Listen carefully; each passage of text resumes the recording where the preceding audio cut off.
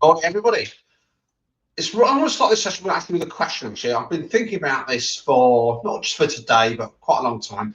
And it's the question is, why do we go into business in the first place? Now, I don't know your own personal story, but for me, it was having that independence of being able to do what I wanted, being in charge, having an impact, helping people. And critically, I'm not ashamed to admit it, I actually wanted to make some money. Now, the theme of today's show, so hi guys, is my name's Mahmood. It's about cost, but before we get drilled down and look at all that detail about costs and go through all the different techniques here, I just want to spend a few minutes at the beginning really trying to get to connection with why such an important topic, but I think so, in the numbers world like costs, tends to be, I wouldn't necessarily say ignore, but not a lot of attention is paid to that. So that's what we're going to have a look at over this next 30 minutes or so. So for those of you who are listening live, thank you very much for your attention today. If you're just joining on the replay, if you want to type in hashtag replay, then I can pick up any comments that come through and I can answer those accordingly. So let's crack on with the broadcast. So my initial thought process was, we go into business for lots of different reasons. We want to sustain, we want to have a good lifestyle. If you don't, I think that's probably quite strange. And critically, one thing that needs to happen for that business to survive, for our businesses to grow and to be something, for us to give us the lifestyle that we want, for us to actually enjoy what we do, we have to make money. And for me, making money isn't about, selling lots of stuff. It's about two key numbers that we should aspire to actually generate in our business. Number one is profitability. So we need to make a profit in what we do. Otherwise, you're going to find it very problematic to keep going. And the second most important thing is we've got to make sure there's cash in the bank to keep us going there as well. Now, I don't know why. I'm not criticizing anybody out there, but I always find it bonkers, not necessarily at the individual business owners, but the bonkers why so many business owners are disconnected from their numbers. And when I say disconnected, in terms of understanding what goes under the bonnet, in order the costs that are involved in actually running their businesses, in creating those businesses, and in terms of everything that they do. Now, you might be looking at me thinking, my God, we are not in business to pursue profit. We're not in business to worry about cost. That's irrelevant. And here's the reason why I think we need to really shape and modify our thought process when it comes to numbers being used in our business. And for today's topic, particularly on costs. A lot of business owners out there will chase what I would call vanity, i.e. they look predominantly at one side of the coin. They look at what they create by way of turnover, the value of what they sell, which is fantastic. We do need customers. Nobody's denying that. But let me ask you the question. If you manage to sell your services, your goods, you manage to do what you do, and you, let's say for argument's sake, creating £1,000 out of that sale, you think, brilliant, that's a great adrenaline rush. That's really a satisfying feeling when somebody buys what you're selling them. That's £1,000 that you charged them. If you sat down though and actually figured out that it cost you, let's say about £900 to make that sale, and it took you a couple of days in terms of background work, delivery to actually create that, would you be as satisfied? Would you feel that's a brilliant success? Now, that's not one of the only examples here. So that legal adrenaline rush that, I've made a sale without actually understanding what the costs are involved here can do a number of things which are quite detrimental to your own health, well-being, I would say, and also your business prosperity. So today's session is going to be about trying to drill down to emphasize the importance of costs, why it's really critical. It's not a nice to have. A nice to have would probably be, what you're going to eat for lunch. A nice to have would be how you might conduct yourself. We're talking about really bread and butter stuff that's critical for any business, whatever shape you are. And by business here, you could be a private commercial company. You could be an acorn type business. You could be a solopreneur. You could be a large company. You could be a charity, a social enterprise, an arts organisation. I don't really care what it is in terms of, they're all businesses here, but you really got to not only understand what your costs are, but also we should know how to actually use those to make the business the best it can actually be. So we're going to look at 3 facets today. Number 1, why they're important. Number 2, the different language, the different types of costs that you can have. If you thought there was only one type, there aren't actually. We're going to carve them up and give you a bit of an insight to that. And number 3 is a nice little easy to manage, how do I grab hold of those numbers. As we progress through this session here, then as I said, if you've got any questions or comments, feel free to fire them into the comments box. I do answer all the questions that come, and I'm also going to share some tips with you as the broadcast develops. So if I can use this bit of technology, let's have a look. Let's remind myself what we're actually going to be talking about to begin with. So let's bang on. Now, if you see that glorious little bit of ticker tape at the bottom, so the first thing I want to talk about is why they're important, why they're such a big deal. And it's not this would be nice to have, so I'll get round to it. It's absolutely critical from day one of your business cycle. So if you're a startup, you've really got to get to grips with it. If you're an established business, I think you've still got to get to grip with it. And if you're actually a business that's looking to diversify, to pivot, try something new, whatever you do in your day-to-day business, whichever direction you're going to take that business, you've really got to get to grips with what the costs of what you're doing is. Now, why is that? Well, no particular order. One of the first things is about controlling what goes on. Now, if you imagine your own households, in your personal lifestyle, you may, for example, if you've been a PAYE person, if you've got a limited amount of money, you're going to think about, okay, I've got a certain amount of money this month. How do I make it stretch? How do I make sure that I can, for example, feed myself, pay all of my utility bills? And therefore, largely, if you know what your pocket of money is, you can control what you're doing. It's the same in business. You cannot control what goes on in your business unless you know what those costs actually are. Other things, decisions. Now, all of us, we work with a variety of clients. Some are really, we love working with clients. Some are sort of literally what I call tick over clients. And we make decisions in our daily business lives and going forward in a variety of activities. Now, what am I talking about here? So it may be that I'm doing a certain type of work and I'm going to ask myself here, okay, should I continue doing what I'm doing there? And let me give you a couple of examples just to illustrate what I'm referring to here. So if I'm a restaurateur, I'll have a menu. I'll have a menu of items I can put on the menu, and I might make a decision. Actually, should I be dropping certain items off the menu? Should I be introducing new lines? One of the things I'm going to think about, though, making those decisions is, which menu items are making a profit for me. Now, if I don't know what the cost of not only the food preparation, the putting that meal on the customer's plate, and the value that it generates, my decision could be quite skewed. I could be dropping a menu item, a product, which effectively could be very detrimental to my business. Now, I will emphasize here, by the way, the numbers themselves aren't the only criteria that we take on board. Costs aren't the only consideration.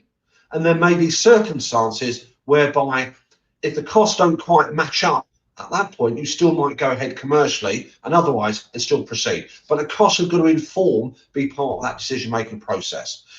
Other things, it never ceases to surprise me, even after 25 plus years, about how many business owners, small or large, do not actually understand or know how much money they're spending currently.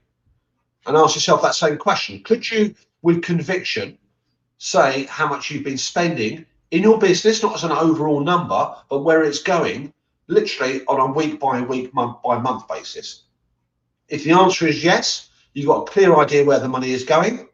That's fantastic. I think that you've done really brilliantly. And I think you're probably further ahead in your numbers appreciation than a lot of other businesses.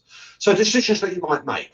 If you decide that you want to work with a new group of clients, if you've got a current offer to clients, I think one key thing is, apart from the appreciation of what it's like working with that client, is how much money, and remember when we talk about money, we're talking about profitability. Do you make from that particular service working with that client? If you don't know what the cost base is, effectively, you'd be thinking, great, I've got a high value client here, or this client doesn't generate a great deal of money. Well, actually, you could be losing money if nothing else. Does it actually matter, all this? Well, absolutely.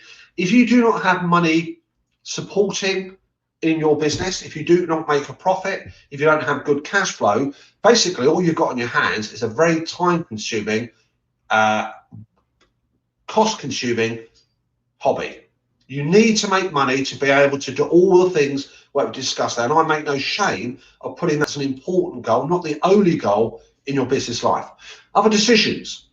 You may decide to pivot. And pivot is just that really posh word that says, I'm going to try something different. I'm going to move into a new territory. Well, if you don't understand what the costs involved in doing that new pivot are, well, it could actually be a very costly, catastrophic mistake. Numbers also give you accountability, by the way. So in terms of when you're planning ahead, if you're not always looking in the rear view mirror of your business, if you're looking forward, you need to have some indication, I would say, of actually, if my plan goes this particular direction, this is the money that I should be making, these are the costs I should be incurring, and therefore that's your accountability chart that you can cross-reference to as you progress for that. Now, planning. I'm a big fan of planning, always have been, and I'm not talking about the big document, but I'm talking about the mindset. The mindset that says, I'm not always going to be looking over my shoulder to what's happened with my business, but actually I want to look forward. And planning has a number of positive virtues. It cuts down the risk of something going wrong. It enables you to know the direction of travel that you've got to do in your business. So if you've got a Northern Star, an end goal, a plan helps you establish a route map to get to that end point.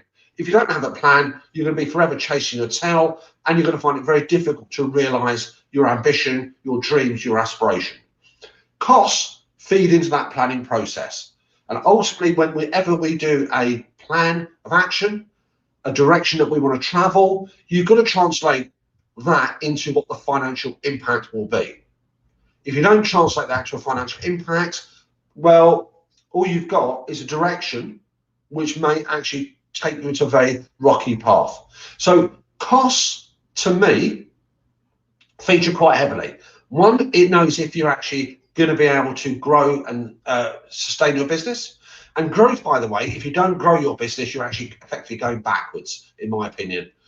You've got to be able to make a decision on a variety of things. So, for example, how much profit you're making. And profit isn't just overall. It's by particular customer groups, it's by particular individual services that you might be offering. You've got to think about the situation about where you might be sort of breaking even. And that idea of break even says, what do I need to do as a minimum to wash my face? I don't mean obviously cosmetically, but just to stand still. If you don't understand that position here, I would say that you are probably running a business that may not be getting the best it can with the resources that it does. It may actually be losing money, and that is something that's not a good look. I see so many business owners work very hard. They do great in terms of social media marketing. They bring those customers in. They work extremely long hours. They get stressed out. The lack of money that they're not making, if you want, if that's the right grammar, it can be quite a depressing thing to watch. So making that money, making the best effective use of what you've got, knowing what things are costing you, really has a massive injection in terms of personal well-being as well as business prosperity. Now, remember what I said, don't be governed by the cost, but the cost is going to feed in there. You might still say, typically, okay, this thing is not going to make me a great deal of money, but actually in a greater big picture, the greater scene, it's the direction I want to go to. I'll give you a classic example. Anyone who's ever been supermarket shopping, let's say, for example, we're going to buy, let's say, a basket of groceries, and in that, we've got staples like bread and milk that are actually in our shopping basket. Now, typically what the supermarkets will do, and they're brilliant at this, is they employ bits of psychology and bits of understanding what their cost base is, and they understand what their margins, their profits are, and all the different things they have. What they will do is follows. The staple products, which as a general rule of thumb, tend to be what they call low-priced items, okay, are to bring people into the store. So as they come into that store, as they make that, what they call the customer journey, the bread and milk typically will be at the far end of the supermarket perhaps. And as you go in that customer journey, what you'll think is, oh, actually, that looks quite good. I'll put that to my shopping basket. Obviously, make a list before you go if you don't do it online. Oh, I like that. And what happens is the supermarkets think, okay, this bread and milk, we know then we're not going to make a great deal of profit out of that particular item. They understand that cost basis very well, but somebody's going to buy something else, put it into that shopping basket. And by the time they check out, overall, we're going to make a good profit. And your business is effectively like a shop where you're selling lots of goods, lots of services, lots of wares. Understanding what the costs are helps you inform things like pricing decisions, helps you decide which products that you charge a particular number for. So a whole roast of things, roast, that sounds rubbish, a whole host of things is really critical. But if you don't understand that cost base, you're going to find it very, very difficult. So hopefully having convinced you of the necessity, not the it would be nice, the real importance, the critical areas where costs feed into your decision making. Don't just chase the sale. It's the profits that you're making afterwards and the cash that you left in the bank that is really the vital two arbiters. There's an old cliche that sales are vanity, profit is reality, cash is sanity. To me, largely, sales is a good indicator, but it's a very limited indicator of success. It's the profits you're making from that that is really the key for your prosperity and survival.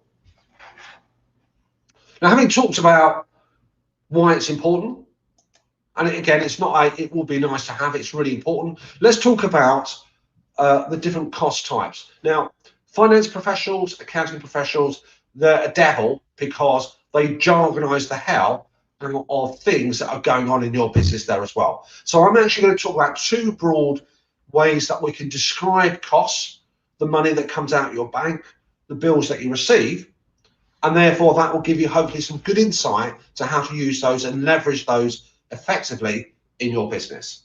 Let's just have a little bit of a respite. I'm just going to grab a sip of water. So let's pick up. So we're going to talk about now what I call the different types of costs. And I'm just going to minimize the amount of jargon because I'm not really a big fan of it myself. So imagine in the course of your business, whether it's a service business, whether you are selling products, whether you're doing, whatever your business actually is, if you're doing something in the social enterprise space, art space, charity space, money that you spend that either typically leaves your bank account, the bills that you get from your variety of suppliers, we can organize those and group those into categories. We can give them labels. So things like money we spend on freelancers, money we spend on advertising, money we spend on buying materials in, paying rent, utilities, telephone, the whole host of those items. What we can do, those are the descriptors for what we're spending that money on, and that's certainly key. But what we can then do is to put them into what I call convenient boxes, buckets, or categories. And categorization is really quite a powerful tool. Now, the one typical one that most of you would probably have come across is when you get your accounts prepared maybe once a year. What will happen is the money that you're spending tends to be allocated accordingly, so then put under certain boxes. Now, the two most common ones are something, that word is called direct. Sounds a bit bizarre, and not a surprise. The opposite of that is called indirect, or what some people might call overheads, which I'm not a big fan of that particular term because it implies you can run a business without having this cost, and it's absolutely ridiculous, as I'll explain in a second. Now, here's how it works.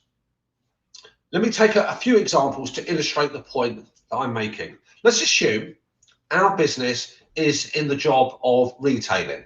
So we retail just about, it could be a newsagent, it could be a supermarket, it could be selling any goods. So you're retailing those items.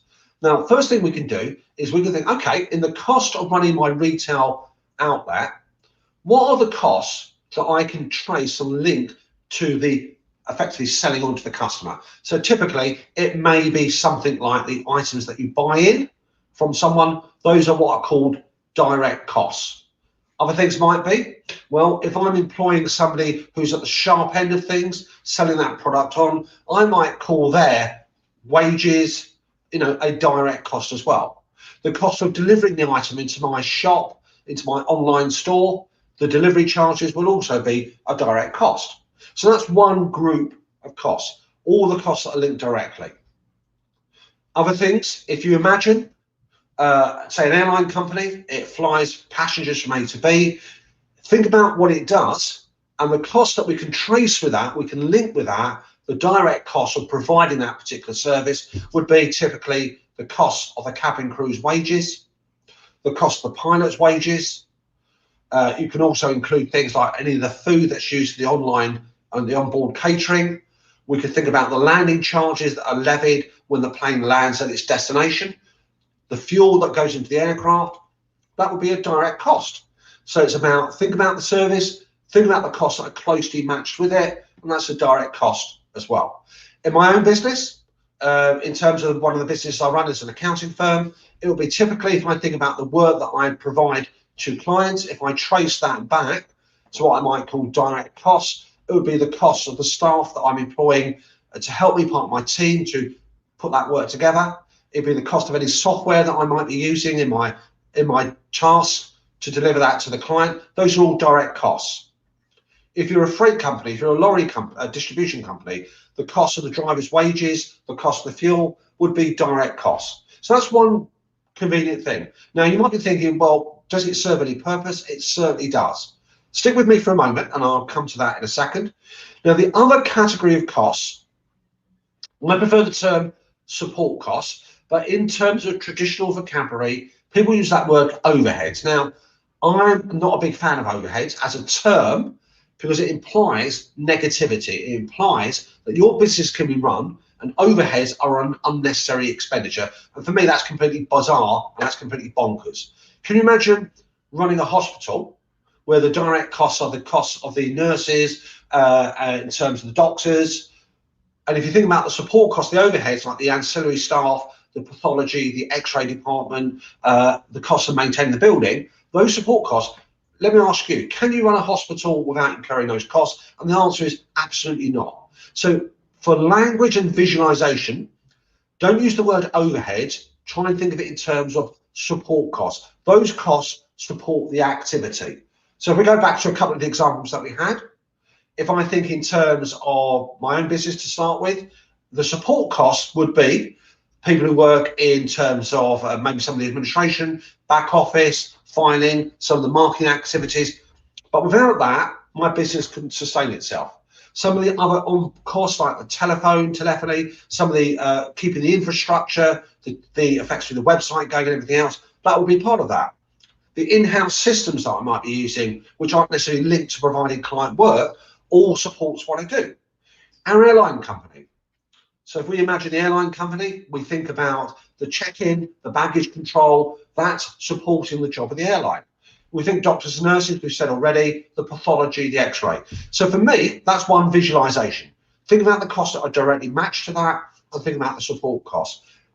Now, if you're sitting there thinking, well, Mahmood, what's the point there? I mean, why do people divide it in such a way? Well, there's two reasons that spring to mind. Number one, a direct cost has this idea it's more controllable by you as the business owner. You can do things more to influence the level of the cost that you do. It also has this linkage of if your business activity changes, those costs may also change in connection with them. But also, you can actually work out the profit directly that you're making on providing those goods and services. Support costs tend to be, nothing is ever exclusive, more committed in nature. But again, those are two distinctions that you have. And I would break it down in your business. If you do, say, 3 or 4 different things, try and identify the direct cost of each particular service, each particular product, and you'll get some powerful insights which will really help shape your business going forward. Now, that's one way. The other more powerful way, and that allocation phase, by the way, is what we traditionally meet in your annual accounts, which, as a quick heads up, by the way, if you just rely on your annual accounts to run your business, that's a complete waste of time. That is not the thing that you should be looking at. You should be understanding your costs on a more regular basis. How we do that, I'm just going to give you a couple of tips on that on the next part of the slide. So the other way that we can look at costs is how they behave, how they react. Now, that might sound really bizarre. What do we mean by how they behave, how they react? If we come back to the language, and I like to describe a business in terms of what it does, what is the nature of what your business does? Describe it to me in terms of activity. So my restaurant business, the activity of that restaurant is providing meals to my customers. Those meals could be provided in-house, they could be provided on a delivery service, but the activity is preparing and delivering meals to that end customer. Stick with me. Airline company, the activity of the airline company is to deliver freight from A to B, to fly passengers from A to destination B. That's what its activity is. Now you're thinking there, sitting there thinking, okay, how does that help us in anything? Well, what you'll tend to find is, here's another way of looking at those same numbers, but we use a different language here. And it's about how those costs react and behave based on the activities that we carry out. Now, if you can get your head around this, okay, and make that connection, is a really powerful thing to do. So if I think about my restaurateur, there are certain costs that will change, that will react according to how many meals that I'm serving, to how many deliveries that I'm making. And those costs typically will be the cost of the food that I'm buying in and any drinks that I might be serving with that. If I think airline business, well, the costs that fluctuate with each flight that's carried out, with each passenger mile that's undertaken, will be the cost of the fuel that goes into the aircraft. It might also be for each journey that I undertake, if that's the language that you wish to adopt, it will be the cost of the landing charges that you pay at other airports. And as an aside, by the way, just a bit of a background, Ryanair, when it first came onto the scene here, deliberately chose out of town airports, out of city airports there as well, because it wanted to reduce the level of landing charges that it had to pay to the main airlines themselves. But anyway, that's a conversation for another time. So airlines, activity is number of journeys it undertakes, number of miles. The cost that fluctuates, that goes with that, is the fuel and the landing charges. Now, if you want some official language, if you come across these, accountants like me will call that variable cost. It's this idea, activity goes up, cost goes up with it. Activity goes down, crudely, those costs come down as well. So those are a variable cost. Now, the other type of cost that you're likely to have, which is the opposite of that, are those costs that, irrespective of what you do, if you have no customers whatsoever, those costs are still going to be there. They're committed. In the long term, you can change anything, but in the short term, you're stuck with them. They're called fixed costs. The idea being, if typically I have no customers over the next few weeks, few months, which is, apart from being quite depressing, means those costs will still be there. Typically, things like salaries might be fixed. Things such as rent that you're paying on a building, rates, utilities, largely they're fixed. They're unaffected by activity. Now, why is that sort of bit of insight quite critical? I think for me, I'll give you a little bit of a taste. One, when you're putting your plan together for the next 12 months, your financial plan, which again, you know I'm going to say this here, I absolutely recommend that you do.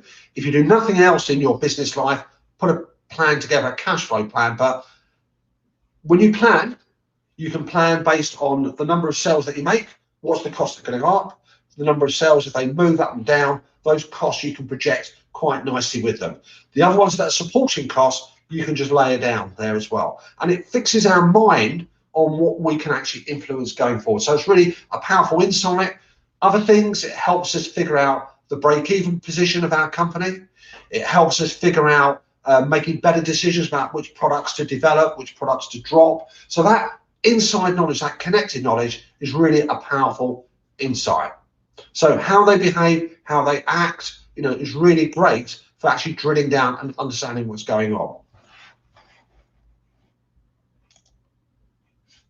Now, the last thing I want to just mention here is about, you know, okay, so where do I actually find out what these numbers are?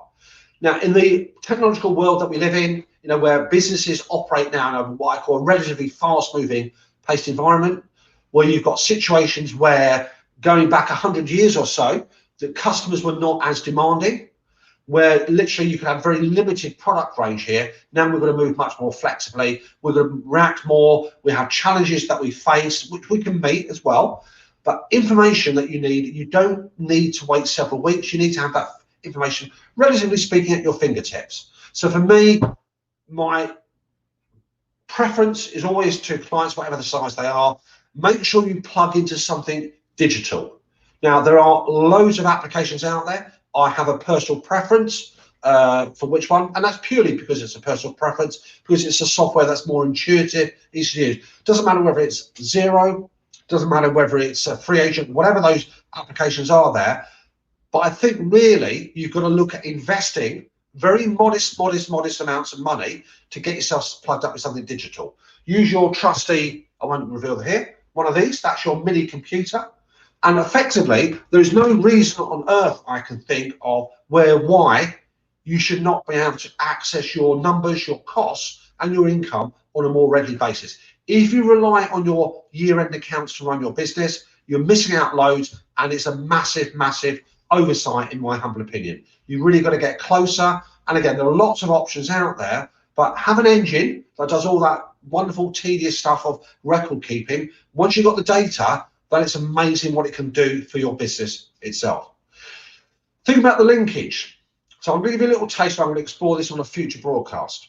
Now, I talked about costs and I talked about profitability, but I would actually, if you only do one thing in your business, you've only got one product, that's fine, it's taken care of. But if you do a number of different things, you run workshops, you might do face-to-face, you might do virtual, you might actually got different customer groups, you've got typically the people who buy from you, they buy different things, then you've got to look at things I would suggest in terms of what profit do I make by this group of customers?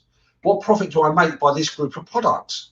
It's really insightful and it really gives you valuable information. What it means is you might find that what you're doing is perfect, you're doing brilliantly, or you might find actually, I'm spending a lot of time and energy in this area, and actually, I'm actually not making a great deal of return from that. I'm actually working with this group here, maybe not so sexy, it ticks over, but actually I make more profit. Now, it doesn't mean you abandon that, but it means you can actually then make decisions and get insight as to where those efficiencies can be made. You know, a whole host of things that it will reveal to you. Okay, guys, listen, I'm going to wrap up on this one today. So it's about cost. It's a no-brainer. It's absolutely ridiculous if you do not connect with your costs, in my opinion. It's absolutely vital that you get your hands dirty, and it's not hard work in the sense of what's it required. And I fully understand why people don't connect with the numbers there. Well, I think I do anyway, but you've really got to get a bit close to them if you want to do something more meaningful with your business, if you want to reward yourself what you deserve, if you want to have a good lifestyle and you carry on enjoying it. You know, that idea of not making the money that you need, okay, can be quite impactful negatively on your mental well-being there as well. So lots of good reasons. I'll drop a couple of links in the comments box at the end. So if you're interested in finding out more, as you can see, I've got a podcast here called I Hate Numbers. It's deliberately designed for business owners who may be disconnected, don't think the numbers are important in their business, don't really like all the language that goes out there. It's on a weekly basis, so check it out. There's some previous podcasts on costs and other information that gets published on a weekly basis. Lots of new stuff. And listen, I'm going to stop gassing on now. Hope you got some value from this particular broadcast. Any questions or follow up, shoot them in the comments box. And apart from that, everybody, I would say have a brilliant, fantastic week. So this is Mahmood signing off with a bit of an out.